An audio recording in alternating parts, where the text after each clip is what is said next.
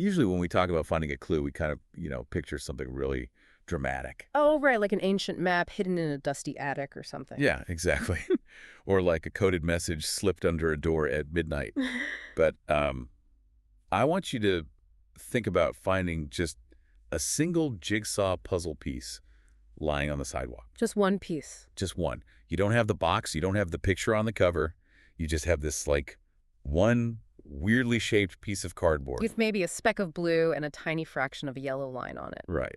And at first glance, it's completely meaningless. It's just disconnected information. Yeah, totally useless. But then you stop. You pick it up. You stare at that tiny yellow line, and suddenly your brain just, it goes to work. You start trying to make it fit into a bigger picture. Exactly. You realize, hey, that yellow curve could be the edge of the sun. Or a yellow taxi cab. Right. Which means the blue is either the sky or, I don't know, it's a river. And just from that one tiny fragment, you start building an entire universe in your head. I love that analogy. Well, today for this deep dive, we are basically picking up a single puzzle piece off the sidewalk. A very small piece. Very small. It's a solitary, roughly 40-character sentence.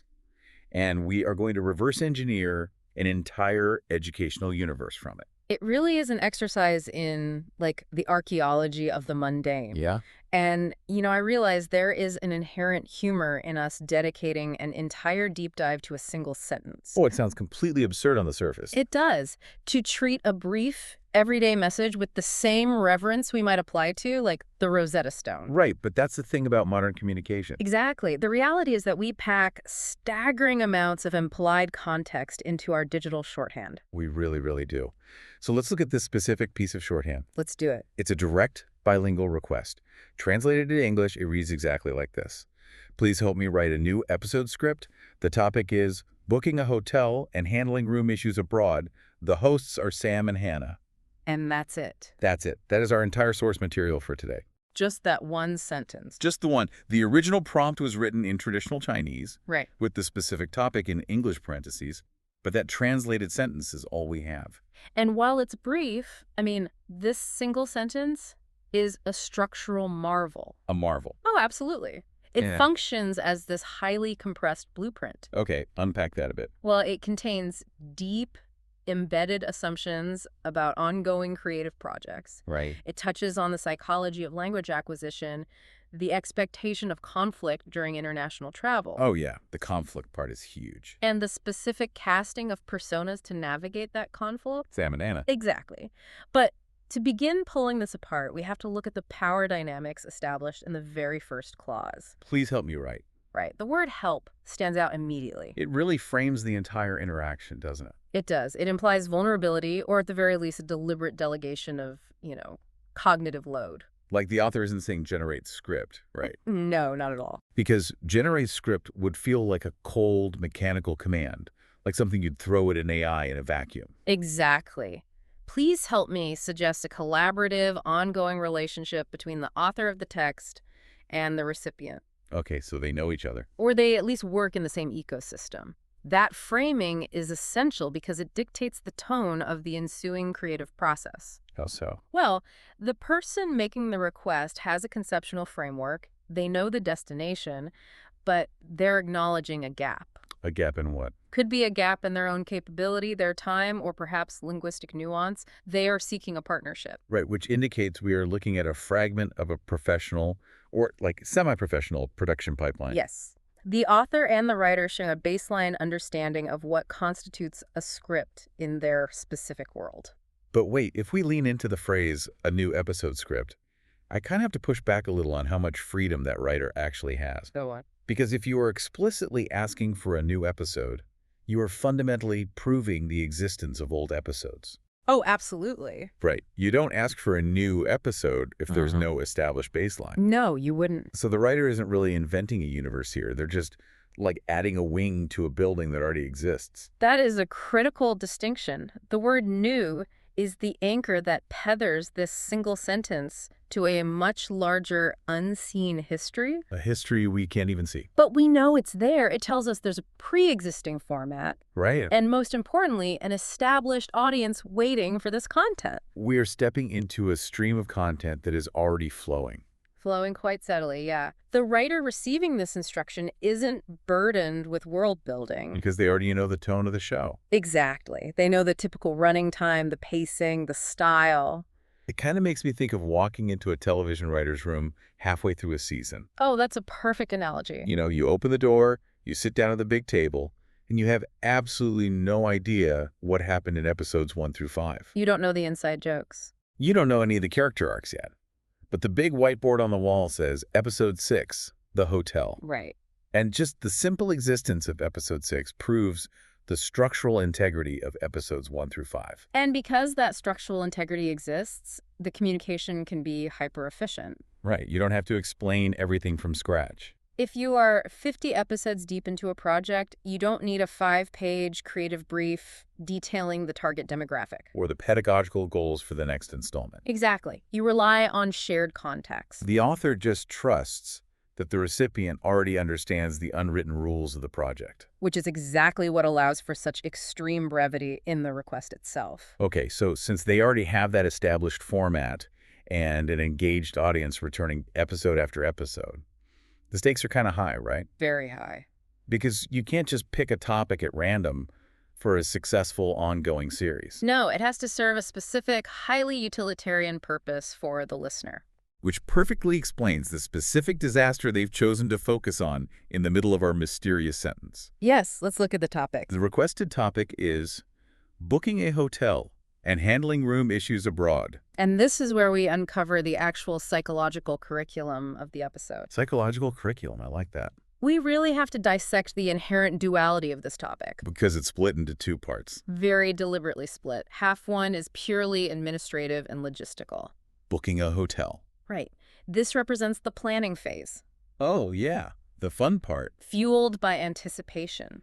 You're comparing prices, looking at wide-angle, highly saturated photos of swimming pools. And the breakfast buffets. You can't forget the breakfast buffets. Of course. It is the idealized version of travel. It's totally the honeymoon phase of the itinerary. Yes. You are sitting on your couch, safe at home, projecting yourself into a perfect future where everything goes right. Precisely. But then we hit half 2.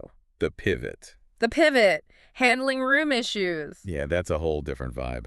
Completely different. This is crisis management. Right. This is the moment physical reality completely fails to meet the digital expectation. The author of this prompt didn't just want a script about a smooth, successful, friction-free travel experience. No, they didn't ask for how to enjoy a luxury resort. They explicitly engineered conflict into the narrative. They did, and it forces a physiological response. Wait, physiological, like in your body? Yes. We have to look at the word abroad here. Oh, right. Being in a foreign country. That single word acts as a massive multiplier for the conflict. Because getting the wrong room in your hometown is just an annoyance. Exactly. You can march down to the front desk, articulate your frustration clearly in your native tongue. You understand the cultural nuances of their apology. Right, and you demand a refund. But place that exact same scenario abroad. And the cognitive load skyrockets. You're dealing with what sociologists call foreigner friction. Right? Yes, foreigner friction. It is a room issue compounded by unfamiliar territory. And severe language barriers. And completely differing cultural norms regarding customer service. Oh, yeah.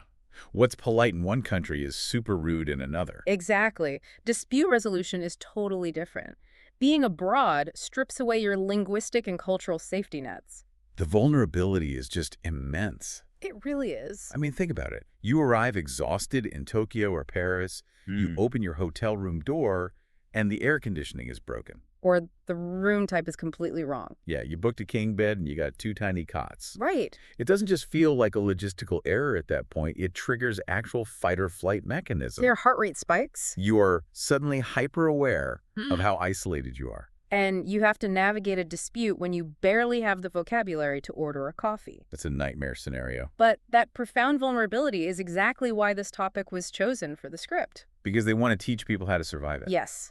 If we look at the human element of travel, we have to ask why educational content focuses so heavily on issues. Right. Why not teach the fun stuff? Because learning how to handle problems, how to advocate for yourself in a deficit situation, is infinitely more valuable. It's way more valuable than learning how to celebrate a seamless experience. Nobody needs a tutorial on how to sleep in a comfortable bed. That is so true. Yeah. The actual learning happens when the system breaks down. Exactly. It's kind of like the difference between memorizing a manual on how to steer a ship in perfectly calm, sunny waters versus internalizing the steps on how to patch a leak in the hull during a Category 5 storm. The source material here is explicitly demanding the storm manual. They want the leak in the hull. Because that is the only way to prepare the ultimate audience for the inevitable frictions of interacting with the wider world. So the script is designed to be instructional and deeply cautionary. It is an exercise in simulated stress. Simulated stress, I love that term. By forcing the characters in the script to navigate this specific problem, the writer is creating a safe, controlled environment. For the listener, you mean? Right, for you, the listener, to practice your own emotional and linguistic regulation. Okay, so to execute this kind of simulated stress effectively, especially if it involves a language barrier, the physical structure of the lesson becomes incredibly important. It does. Because we aren't just dealing with abstract concepts here. No, we are dealing with very specific terminology. And the author of our prompt gives us a massive structural clue about how this language is supposed to be handled. The parentheses. The parentheses. Right in the middle of the original Chinese sentence, they explicitly provide the English terminology inside parentheses. Booking a hotel and handling room issues abroad. Yeah. This structural choice, this sudden intrusion of English into the prompt, is probably the most revealing detail in the entire document. It strongly, almost definitively, indicates a language learning context. Or a bilingual educational production. Yes. The formatting is so deliberate. Because if you're just writing a quick conceptual brief to a collaborator, the path of least resistance is to just write the whole thing in one language. Like, why take the extra cognitive step to switch your keyboard to English? Open a parenthesis, type the English phrase, close it, and switch back. Because the author is establishing a rigid linguistic bridge. A linguistic bridge. They're ensuring quality control at the foundational level. Oh, I see.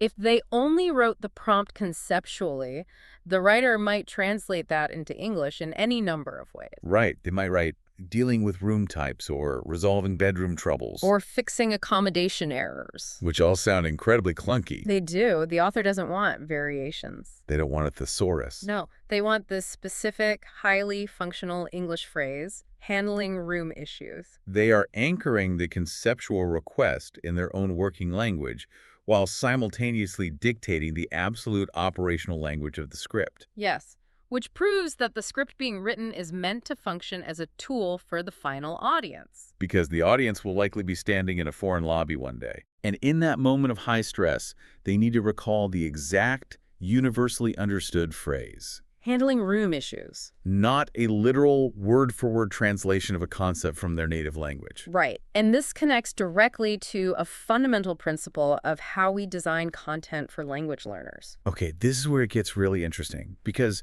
the source material has this massive built-in constraint for the writer. Right? It does.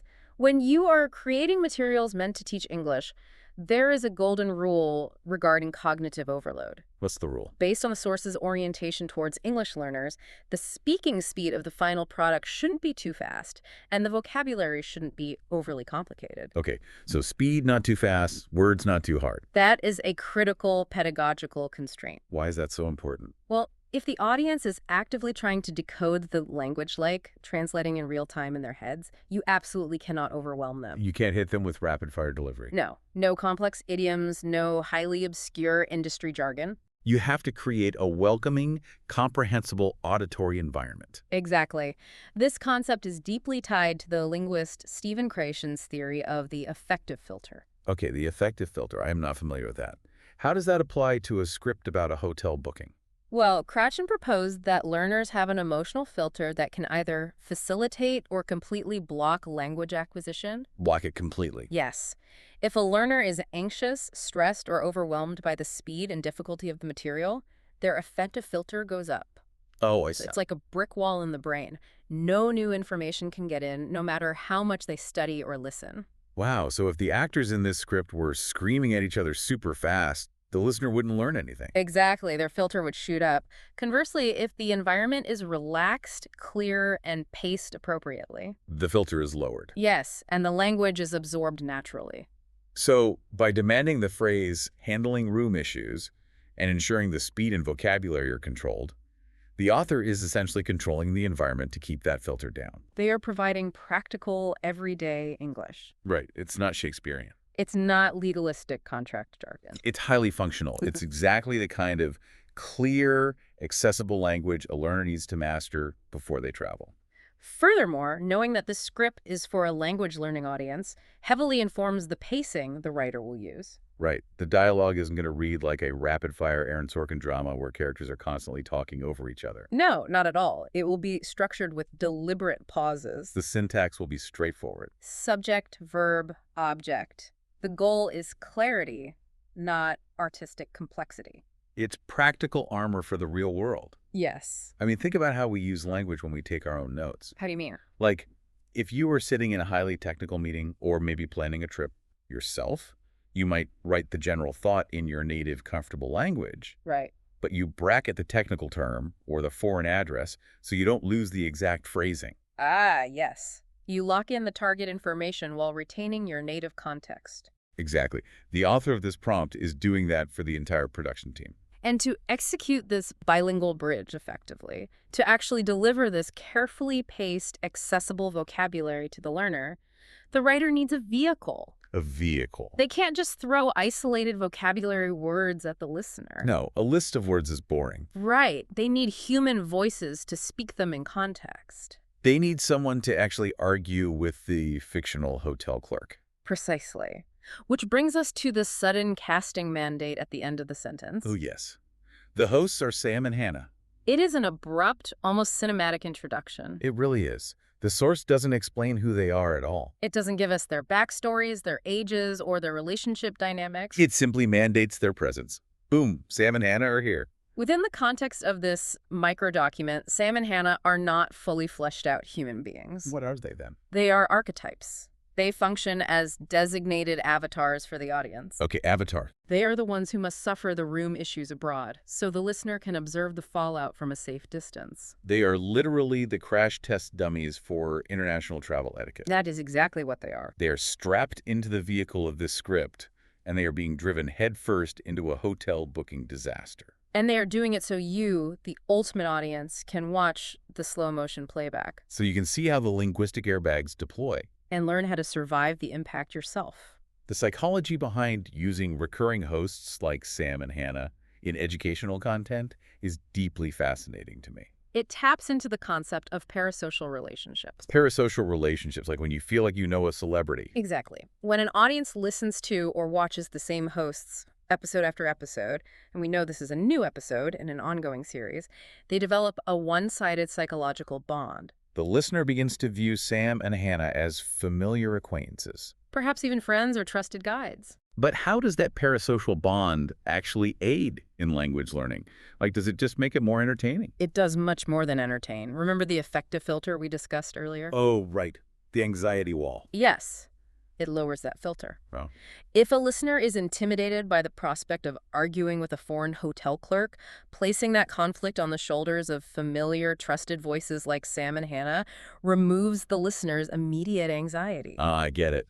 The listener is no longer the one under threat. Exactly. Their friends are. The listener can just relax, engage with the narrative, and passively absorb the vocabulary. And the dispute resolution tactics that Sam and Hannah use. That makes incredible sense. It's the difference between being called on in a classroom to solve a math problem on the chalkboard Highly stressful. versus watching your buddy go up to the board and work through it while you safely take notes from your desk. The pressure is entirely localized on the avatar. And we also have to examine the specific names chosen here. Sam and Hannah. Right. In a prompt written initially in Chinese, the sudden use of Western English names is a massive cultural signal. It further cements the cross-cultural, English-focused nature of the script. Because if your target audience is trying to learn English, or at least navigate Western travel scenarios, using names like Sam and Hannah provides immediate, immersive cultural context. They are highly recognizable, easy-to-pronounce names, across many cultures. But they firmly root the ensuing dialogue in an English-speaking persona. It creates a cognitive shortcut. It really does.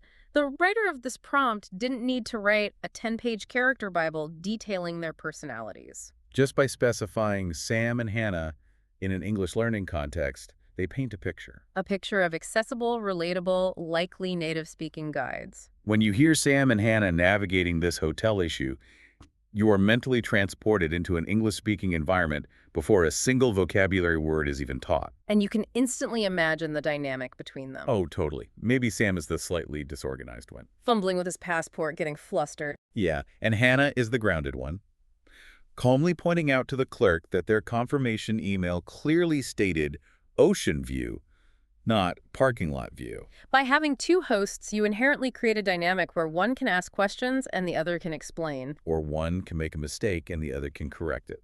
That dual host dynamic is a classic pedagogical tool. It allows for natural repetition of key phrases without sounding like a drill, right? Exactly. Sam can say, wait, so how do I tell them the air conditioning is broken? And Hannah can model the exact phrase.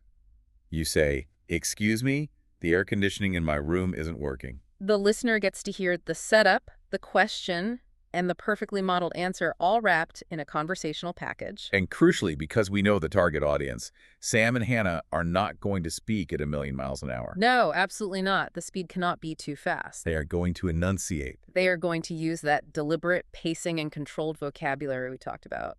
They are modeling the exact linguistic behavior and the emotional composure you need to adopt when you inevitably face your own broken air conditioner in a foreign city. They are essentially behavioral templates disguised as audio guides. Wow. When we step back and look at this single 40-character sentence, the sheer density of information is staggering. It truly operates like a digital zip file. Let's actually unpack that file completely right now. Let's do it. Let's look at the universe we've built from this one piece of cardboard we found on the sidewalk. Please help me write a new episode script. The topic is booking a hotel and handling room issues abroad. The hosts are Sam and Hannah. In just those few words, the author established a medium. An episodic audio or video script. They established a setting. A hotel in a foreign country. They provided the rising action. The booking and anticipation process. They mandated a climax and a conflict. The realization of a room issue and the ensuing dispute. And finally, they cast the specific characters who will experience this narrative arc. Sam and Hannah. It's a complete, airtight, creative prompt. It dictates the absolute boundaries of the playground, but it leaves just enough room for the writer to build the actual castles. Because the writer still gets to decide the specifics. Right. What exactly is wrong with the room? Is it located right next to the noisy elevator shaft? Did they get a single twin bed instead of a king? Is the electronic key card completely unresponsive? Though, keeping our pedagogical constraints in mind, the writer will likely choose a problem that requires high-frequency, highly useful vocabulary. Right, because of the vocabulary rule. Exactly. The words can't be too hard. They probably won't write a script about a localized plumbing disaster that requires complex engineering terms. Yeah, we don't need Sam and Hannah trying to explain the intricacies of a burst water main to a French concierge. No, they will stick to universal frustrations. Noise, temperature, bed size, or lost reservations. We just need them asking for an extra pillow or politely demanding a room transfer. That is the genius of this constraint. It really is a masterclass in giving creative direction efficiently. It provides the structure, the conflict, and the actors, all while implicitly demanding a specific educational outcome. It speaks volumes about the modern reality of content creation. The pace of production across digital media, whether it's for language learning apps, serialized shows, or educational video channels, is incredibly fast. It is. Communication between creators, producers, and writers has to be this compressed. You simply don't have the time or the resources to write a comprehensive thesis for every single episode. You have to rely on that shared context. You lean on the established format, the clear parameters of the topic, and the trusted avatars of your hosts to carry the heavy lifting of the narrative. We are all communicating in this kind of shorthand all the time. Constantly implying massive universes of context in just a few keystrokes. Well, we will never get to see the final product of this specific prompt. Which is a shame. I kind of want to hear it now. I know, me too. We will never hear the actual script of Sam and Hannah politely but firmly fighting for their ocean view. but we have completely deduced the landscape around it. We didn't just guess at the picture on the puzzle piece. You know, we mapped the entire ecosystem it belongs to. We did. We took a microscope to a single sentence today, and from that tiny fragment, we discovered an ongoing bilingual educational series. We found a deliberate, structured focus on international conflict resolution designed specifically for language learners. We explored the deep cognitive reasons why pacing and vocabulary must be controlled. To keep that effective filter down. Right. And we witnessed the mandatory casting of Sam and Hannah as our brave, travel-weary protagonists. Absorbing the stress of travel so we don't have to. It serves as a potent reminder that there is immense depth everywhere. In the most seemingly mundane artifacts. If you're willing to apply the right analytical lens. Which brings me to the thought I want to leave you with today. Oh, I like where this is going. I want you to think about the short daily messages you send and receive. The mundane stuff. Think about the quick emails, the rapid Slack messages, the 2-line texts to your partner or your colleagues. Can you grab milk on the way home? Or, meeting moved to 3, bring the Q2 reports. Right. If a digital archaeologist were to take a single sentence you wrote today and perform this kind of deep dive on it 100 years from now, what would they find? What implied universes? What unwritten histories and what cast of characters would they find hiding in the margins of your everyday requests? That is wild to think about. Next time you send a quick text, remember that you might just be dropping a puzzle piece on the sidewalk for someone else to find.